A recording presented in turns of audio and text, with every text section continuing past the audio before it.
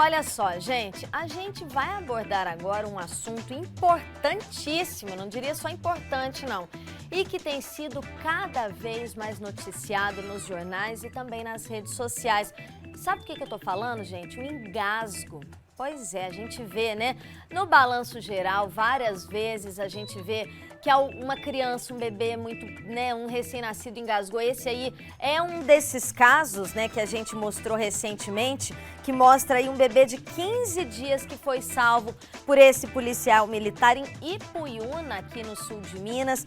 Ele se engasgou com o leite, né? E aí a mãe desesperada saiu para pedir ajuda e aí deu de cara com a polícia e esse policial conseguiu, né, de imediato já fazer todas as manobras ali para desengasgar esse bebê.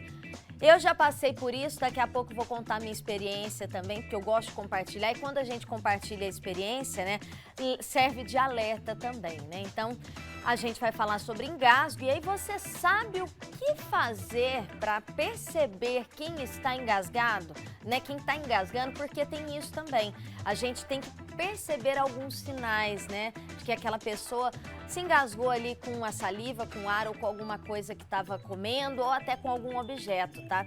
E o engasgo, gente, é uma situação em que uma passagem de ar, né, ou de alimento é bloqueada na garganta, podendo aí causar dificuldade respiratória. É uma emergência que pode ser fatal, viu, gente? E hoje quem vai conversar aqui com a gente é o Dr. Marcos Reis, ele que é médico intervencionista e regulador do SISU-SAMU. Então, mais uma vez, quero agradecer o pessoal do SISU-SAMU por, né, ceder os profissionais para participarem aqui com a gente. Doutor Marcos, bem-vindo. Muito obrigado, Lúcia. Agradeço o espaço aqui por falar de um assunto tão importante. Agradeço também o SISU, a qual leva essa bandeira e tem orgulho de exercer essa profissão nesse belo SAMU, o maior do Brasil, né? E é isso. E olha, quando a gente fala em engasgo, né? Quais são esses sinais que outra pessoa pode notar naquela pessoa que está se engasgando? Porque esses sinais são primordiais até para salvar o quanto antes essa pessoa, né? Sim. Falando de engasgo, Lúcia, primeiro é muito importante, porque em 2023, eu vou dar uns dados aqui, nós tivemos 2.000 óbitos por engasgo no Brasil. Desses 2.000, 300 foram crianças. Então, prova a importância da gente falar desse assunto. Os sinais, como você falou, voltando na pergunta, a gente tem alguns sinais. Primeiro, a gente tem dois tipos de engasgo, falando do modo geral. O engasgo parcial, que é a obstrução parcial das vias aéreas. O paciente, ele ainda tem alguns sinais de respiração, ele tosse. E qual que é o procedimento que geralmente você faz nesse tipo de engasgo? Você incentiva o paciente a tossir mais, é isso mesmo, a tentar desobstruir a via aérea. Isso no caso do engasgo parcial. Então você não precisa fazer nenhum tipo de manobra, entendeu? Já o outro tipo, que é o engasgo total, que você falou dos sinais, geralmente o paciente coloca a mão na garganta, ele fica sem respirar, não tem respiração. Você nota, geralmente o rosto tem um rubor, ou seja, fica vermelho. Então, esses são os sinais de obstrução de vias aéreas total. Quando a gente fala no caso de bebê, né, a gente sabe que é muito delicado, principalmente recém-nascido, que ainda está aprendendo, né, a deglutir, a tomar aquele leite. É um caso muito delicado e aí envolve calma. Eu vou falar isso, né, eu tô te falando isso porque quero compartilhar com quem está em casa a minha situação, tá? João tinha ali seus 20 dias, né? Para quem não sabe, João nasceu prematuro, hoje está com 1 ano e 11 meses, belezinha lá. E a gente estava com ele em casa, ele tinha seus 20 dias, viu, doutor? E ele já tinha passado 10 dias na UTI, então eram os primeiros 10 dias de João comigo e com o Leonardo em casa. Eu fui simplesmente, João não estava mamando, João estava no meu colo, né? Eu estava fazendo o João dormir, estava no meu colo, estava chorando, no que eu fui transferir do meu colo pro carrinho de bebê, ele se engasgou. E ele engasgou de uma maneira que ele foi ficando roxo, muito rápido. E eu simplesmente travei, gente. Eu travei, eu não saí do lugar, eu não conseguia mexer ele no meu braço e eu não sabia o que eu fazia. Eu comecei a gritar por socorro, desesperada, não lembrava nem nome de ninguém. Comecei a gritar por socorro, o Leonardo saiu, ele estava no banheiro, saiu correndo e veio. E na mesma hora ele já virou o João, já fez o procedimento, né, a manobrazinha ali.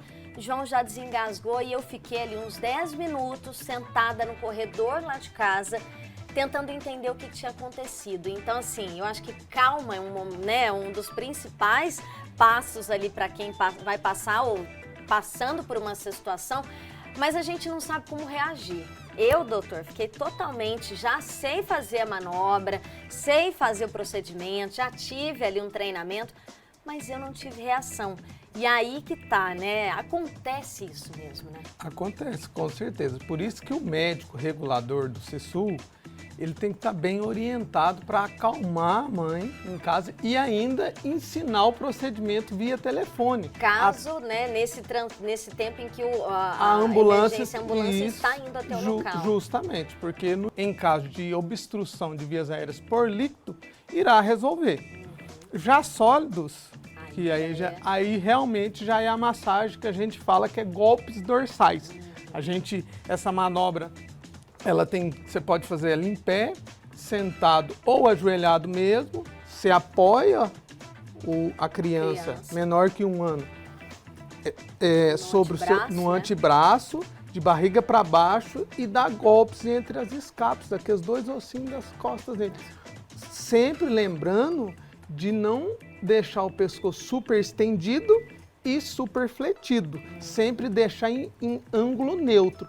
E aproveitar a gravidade e deixar ele levemente inclinado, justamente. E dar leves golpes, até mesmo por causa de risco de lesões, principalmente lesões hepáticas no fígado e lesão no baço, entendeu? Que são mais comuns. E até algum ossinho, né, dessa criança, né, que pode chegar a quebrar, dependendo da força dessa pancada, com certeza.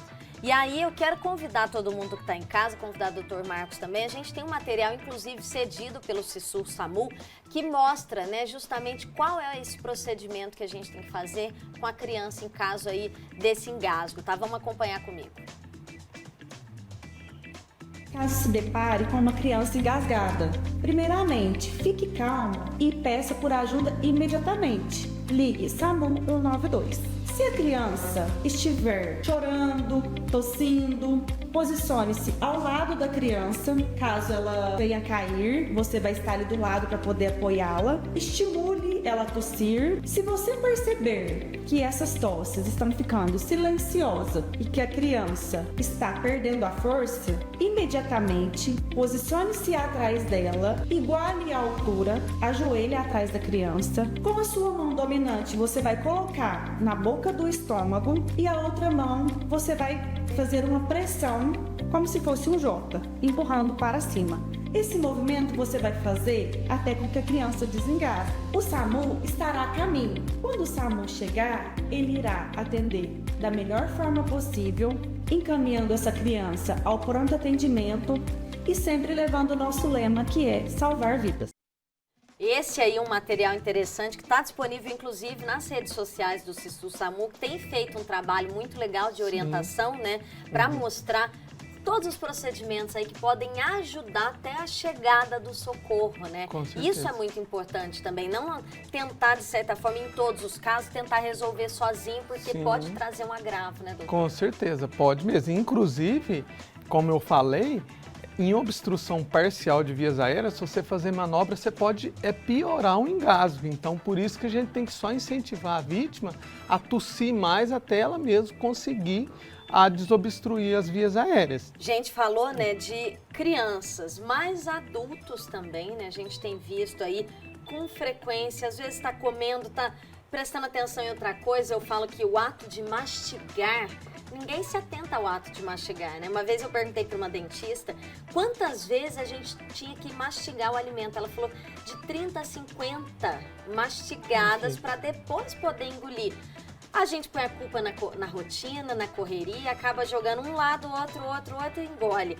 E aí o alimento não tá bem, né, dilaceradinho ali, a gente acaba engasgando, né? Com certeza. No caso de adulto, a gente tem essas mesmas manobras, que são a compreensão abdominal, que foi a que a colega ensinou, os golpes dorsais, que a colega também ensinou em crianças menores de 1 ano, lembrando que em crianças de menores de 1 ano não é indicado manobras abdominais e torácicas devido ao risco de lesão. E a gente pode usar essas 3. Tem uma sociedade no Canadá que, pelo que eu pesquisei nos protocolos, é o mais orientado e mais correto, ao meu ver, que a gente pode sempre estar alternando essas manobras. Igual no adulto, geralmente a gente vai usar os golpes dorsais com a manobra. Então a gente faz o quê? Faz 5 golpes dorsais entre as escápulas, os 2 ossinhos, e depois 5, se caso não desobstruir, 5. E sem contar, você tocou num assunto muito importante, as orientações. Porque quantas vezes a gente não vê, até as minhas filhas mesmo, talvez alimentando, brincando, correndo. Vendo uma televisão, correndo criança principalmente. Justamente. Então a gente tem que se atentar a orientações para evitar isso. Porque o engasgo é uma questão totalmente evitável. Crianças, por exemplo, a gente tem que sempre estar monitorizando, igual criança que está nadando num trauma, num afogamento, a gente tem que sempre estar, quando ela estiver alimentando, sempre estar monitorizado pelos pais. Outra coisa muito importante também é sempre não dar uva, frutas sem... tamanho que a gente sabe que pode parar na garganta. Perfeito. E alimentos também muito rígidos, muito duros, também... Igual você falou, a criança está brincando e está ali alimentando. Incentivar e ensinar a criança a mastigar, sentar e dar atenção para o alimento, entendeu? Isso tudo são coisas que devem ser feitas para prevenir o engasgo. Idoso, evitar dar alimentos sólidos, dar alimentos mais pastosos, acamados, porque isso tudo são causas de engasgo. Quem tem apneia do sono tem que ter um cuidado. Quem tem doença de Alzheimer, quem é acamado. Então tem muitas causas, né? Quem tem alguma disfagia, quem tem refluxo. Então a pessoa tem que estar atenta a todo momento para evitar uma coisa que é totalmente evitável. Né? E aí, dependendo da situação, né, principalmente em criança, essa criança pode aspirar isso e parar num pulmão, né, e Com trazer certeza. Consequências mais graves também. Foi um caso recente, né? Agora no Carnaval teve uma criança que inclusive foi até transferida de Alfenas para o Hospital João 23 em Belo Horizonte, devido a uma aspiração de um objeto. Outra orientação importante, não deixar a criança brincar com objetos menores que 4 centímetros. A gente até brinca, tem uma maneira, aquele rolinho do papel higiênico, se passou ali, não é para brincar. Justamente. Já vou fazer o teste com os brinquedos de João lá em casa hoje, porque ele está na fase ainda que tudo põe na boca, e aí a gente tem que ficar de olho, porque num descuido, isso ele aspira e aí, né, não quero trazer vocês sempre aqui, mas pretendo não precisar ligar numa situação de emergência. Eu sei que vocês vão estar preparados para me atender, né, mas pretendo não. Tem participação ao vivo aqui com a gente, olha, a Ivoneide de Montes Claros, ela disse que esse é um assunto muito importante, e ela disse, inclusive, que ela tem bastante problema com engasgo, com saliva quando ela toma banho. E aí ela perguntou se isso pode ser algum problema de garganta. Ela falou que isso acompanha ela desde quando ela era criança. Com certeza. Provavelmente talvez uma fraqueza na musculatura, um problema de tireoide, até mesmo uma apneia de sono, que tem vários outros sintomas. Então o que eu aconselho para esses pacientes? Que tem esse engasgo frequente. Minha mãe mesmo, ela tem apneia do sono e ela tem que ter um cuidado muito grande na hora de alimentar. E realmente é o que você falou, ela engasga até com a saliva. Mas é por causa da musculatura fraca ali, né, que participa da nossa deglutição. Aí, nesse caso, uma fisioterapia não, né? Mas talvez uma fisioterapia ou um otorrino, quem que ela tem que procurar para tentar No caso, o auxiliar? primeiro momento, nesse caso, aí é um clínico geral. E aí o clínico vai fazer suas investigações adequadas e vai ver o que... Igual no caso da apneia de sono, indicar um instituto do sono para ela, usar talvez o CPAP. Aí vai depender do problema e do motivo que ela tem dessa dificuldade de deglutição. Olha, Ivoneide aí de Montes Claros, então é bom investigar, viu? Porque, né, pra ver se você às vezes tem apneia do sono e não sabe. E aí é bom investigar para não ter um problema pior, né? Pra gente finalizar, eu acho que é uma pergunta importantíssima que eu já deveria até ter feito. Estou sozinha e engasguei. O que eu tenho que fazer?